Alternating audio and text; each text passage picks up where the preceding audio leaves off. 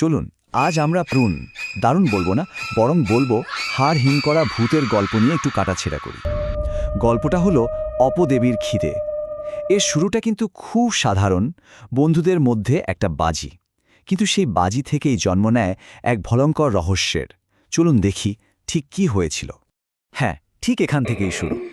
চায়ের দোকানে বন্ধুদের আড্ডা চলছে, আর তার মধ্যেই একজন আরেকজনকে চ্যালেঞ্জ করে বসল, শ্মশানের ধারে খেজুর গাছটা আছে না, ওখান থেকে রস আনতে হবে, পারবি? শুনতে খুব সাধারণ একটা চ্যালেঞ্জ লাগছে, তাই না? কিন্তু কেই বা জানতো যে এই নিরীহ বাজিটাই সবকিছু ওলটপালট করে দেবে। আচ্ছা, এই পুরো গল্পটা আর তার ভেতরের ভয়টাকে ঠিকমতো বুঝতে আমরা ঘটনাপ্রবাহকে মোট 5টা পর্বে ভাগ করে দেখব।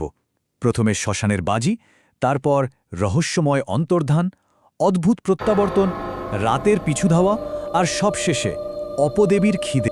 তো প্রথম পর্ব শ্মশানের বাজি, মানে সাহসের এক নির্বোধ পরীক্ষা। আর এখানেই কিন্তু গল্পের আসল মোড়টা লুকিয়ে আছে। বাজিটা ছিল উত্তম নামের এক যুবককে নিয়ে। চ্যালেঞ্জটা কী ছিল? ওকে ওর সাহস প্রমাণ করতে হবে, আর তার জন্য রাতের বেলা যেতে হবে এক ভুতুরের শ্মশানে। দেখুন, ব্যাপারটা শুধু শ্মশানে যাওয়া নয়, এর সাথে জড়িয়ে আছে অনেক লোককথা, বিশেষ করে ওই খেজুর গাছ আর তার রস নিয়ে, যা পুরো পরিবেশটাকেই কেমন একটা ভয়ের চাদরে মুড়ে দিয়েছে। আর হ্যাঁ, সাহস প্রমাণের জন্য কয়েকটা শর্তও ছিল। শুধু গেলেই হবে না, প্রথমত ওকে শ্মশানের ধারের ওই খেজুর গাছটার কাছে যেতে হবে, তারপর গাছে একটা হাঁড়ি ঝুলিয়ে আসতে হবে, আর সব শেষে প্রমাণ হিসেবে ওই হাঁড়ির গায়ে একটা নির্দিষ্ট চিহ্ন এঁকে দিয়ে আসতে হবে, মানে যাতে পরে কেউ বলতে না পারে যে ও যায়নি। কিন্তু এই বাজিটা যে শুরুতে এমন একটা ভয়ঙ্কর দিকে মোড় নেবে তা কেউ ভাবতেও পারেনি। এখান থেকেই শুরু হয় গল্পের দ্বিতীয় পর্ব, রহস্যময় অন্তর্ধান। উত্তম তো গেল, কিন্তু আর ফিরল না। পরের দিন সকাল গড়িয়ে দুপুর, দুপুর গড়িয়ে রাত, একটা দিন কেটে গেল। তারপরও আরও একটা দিন। মোট 2 দিন ধরে উত্তম নিখোঁজ। ওর পরিবার, বন্ধুবান্ধব সবার মধ্যে তখন চরম আতঙ্ক। আর ওর বন্ধুরা, তাদের অবস্থা তো আরও খারাপ। একদিকে অপরাধবোধ, আরেকদিকে বিভ্রান্তি। নিজেদের মধ্যেই তারা আলোচনা করতে থাকে, উত্তম কি মজাটা আরও লম্বা করার জন্য ইচ্ছে করে লুকিয়ে আছে, নাকি ও আসলে ভয়ে শ্মশানে যায়নি, নাকি সত্যি ওর সাথে ভয়ঙ্কর কিছু ঘটে গেছে। আর এই সব কিছুর মাঝে উত্তমের মা, তার বুক ফাটা আর্তনাদ যেন পুরো গল্পটার ভয়াবহতাকে আরও বাড়িয়ে তোলে। একটাই প্রার্থনা তার, আমার ছেলেটাকে ফিরিয়ে দাও ঠাকুর। কিন্তু ঠিক যখন সবাই প্রায় আশা ছেড়েই দিয়েছে, তখন সবাইকে অবাক করে উত্তম ফিরে আসে। কিন্তু এখানেই গল্প শেষ হয় না, বরং এখান থেকেই শুরু হয় আসল রহস্য। অদ্ভুত এক প্রত্যাবর্তন, কারণ যে উত্তম ফিরে এসেছে সে আগের উত্তম নয়। বাজির আগে উত্তম কেমন ছিল? মিশুকে, সাহসী, সবার সাথে কথা বলতো। আর ফেরার পরে একেবারে চুপচাপ, কেমন যেন ভয়ে ভয়ে থাকে, সারাক্ষণ ক্লান্ত। আর সবচেয়ে অদ্ভুত ব্যাপার হলো, ওকে শুধু রাতেই দেখা যায়। ওর এই অদ্ভুত আচরণগুলো ওর বন্ধুদের চোখেও পড়ে। যেমন ধরুন, নিখোঁজ হওয়ার 3 দিনের মাথায় এক বন্ধু ওকে এক ঝলকের জন্য দেখতে পায়। 4 দিনের মাথায় আবার দেখা যায় গভীর রাতে কোথা থেকে যেন মাছ নিয়ে ফিরছে। একটা ব্যাপার স্পষ্ট হয়ে যায়, উত্তমকে দিনের বেলায় আর দেখাই যায় না। সব মিলিয়ে রহস্যটা আরও ঘনীভূত হতে থাকে। এই পরিস্থিতিতে ওর বন্ধুরা একটা কঠিন সিদ্ধান্ত নেয়। তারা বুঝতে পারে যে এভাবে আর অপেক্ষা করা যায় না।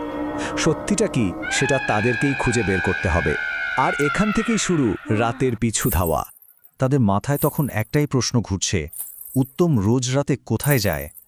এই প্রশ্নের উত্তর খুঁজতেই তারা একটা বিশাল ঝুঁকি নিতে তৈরি হয়। সবাই মিলে ঠিক করে ওরা উত্তমকে লুকিয়ে লুকিয়ে অনুসরণ করবে। যেই ভাবা সেই কাজ। রাতের অন্ধকারে শুরু হয় তাদের গোপন অভিযান। ওরা কিছুটা দূরত্ব বজায় রেখে উত্তমকে ফলো করতে থাকে, আর দেখে উত্তম এমন এক পরিচিত পথের দিকে এগিয়ে যাচ্ছে, যে জায়গাটার কথা ভাবলেই ওদের গা ছমছম করে ওঠে। হ্যাঁ, ঠিকই, উত্তম ফিরে যাচ্ছিল সেই শ্মশানের দিকে, যেখান থেকে এই সব কিছু শুরু। আর শ্মশানে পৌঁছে ওরা যা দেখে, যা জানতে পারে, তা ছিল তাদের সবথেকে ভয়ঙ্কর দুঃস্বপ্নের থেকেও ভয়ঙ্কর। গল্পের শেষ পর্ব, অপদেবীর খিদে। বন্ধুরা লুকিয়ে লুকিয়ে দেখছে, আর হঠাৎই তাদের কানে আসে এক অশরীরী কণ্ঠস্বর, যেন কেউ মন্ত্রের মতো বলে চলেছে, রক্ত দে, রক্ত দে, আমায় রক্ত দে। এটা ছিল এক অপদেবীর দাবি। আর তখনই তারা আসল দৃশ্যটা দেখে। উত্তম একা নয়, সে কথা বলছে ওই অশরীরী সত্তার সাথে। আর তাকে মা বলে সম্বোধন করছে। এর মানে কি দাঁড়ায়? উত্তম আসলে কোনো শিকার নয়, সে এখন ওই অপদেবীর সেবক হয়ে গেছে। বন্ধুরা তখন পুরো ব্যাপারটা বুঝতে পারে। তার মানে সেদিন রাতে অপদেবী উত্তমকে ধরেছিল, আর এখন উত্তম নিজের প্রাণ বাঁচানোর জন্য সেই অপদেবীর সেবা করছে। শুধু তাই নয়, সে অপদেবীকে একটা বলির প্রতিশ্রুতি দিয়েছে, আর সেই বলি আর কেউ নয়, তার নিজেরই 4 বন্ধু। ওরা আরও শুনতে পায় উত্তমের মরিয়া আরতি। সে অপদেবীকে বলছে, তোকে আমি মা বলে ডাকি, মা তুই আমাকে মারিস না, আমাকে ছেড়ে দে। এ থেকে পরিষ্কার বোঝা যায় উত্তম আসলে একটা ফাঁদে আটকে পড়েছে। একদিকে অপদেবীর ভয়, আর একদিকে বন্ধুদের জীবন। উত্তমের এই পরিস্থিতিটা দেখুন, একটা উভয় সংকট। একদিকে বন্ধুদের জন্য ভয়, কিন্তু তার থেকেও অনেক বড় ভয় হলো ওই অপদেবীর জন্য। মানে নিজের জীবন বাঁচাতে হলে ওকে বন্ধুদের বলি দিতেই হবে। বন্ধুত্ব বনাম আত্মরক্ষা, কি ভয়ঙ্কর এক দোটানা। আর এখানেই গল্পটা আমাদের একটা খুব অস্বস্তিকর প্রশ্নের সামনে এনে দাঁড় করিয়ে দেয়।